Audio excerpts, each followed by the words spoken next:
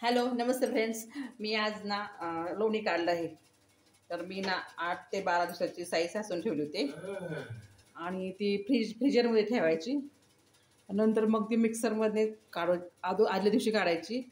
ते संध्याकाळी आपण मुरवण लावायचं, तिला दही टाकून ठेवायचं बाहेर काढून आणि दुसऱ्या दिवशी लोणी काढायचं. मग मिक्सरमध्ये ठेवायचं, मिक्सरमधनं लोणी काढून घ्यायचं आणि मी आज 10-12 दिवसाचे एवढे लोणी काढले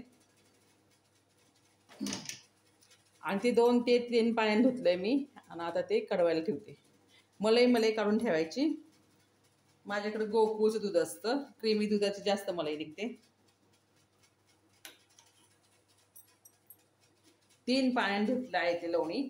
आता आपण चालू करूया गॅस आणि मोठी जाड बुडाची अशी कढई घ्यायची आणि बारीक गॅसवरती ते मंद आचेवर शिजून द्यायचं लोणी. म्हणजे चांगलं तूप होतं, रवाळ आणि जास्त दिवस टिकतं.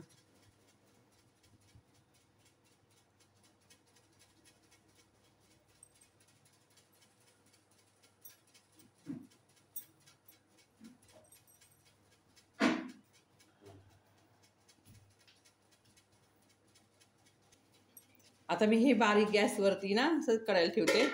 थोडंसं असं झाकण ठेवायचं, म्हणजे काही वरनं खाली काही पडू नये.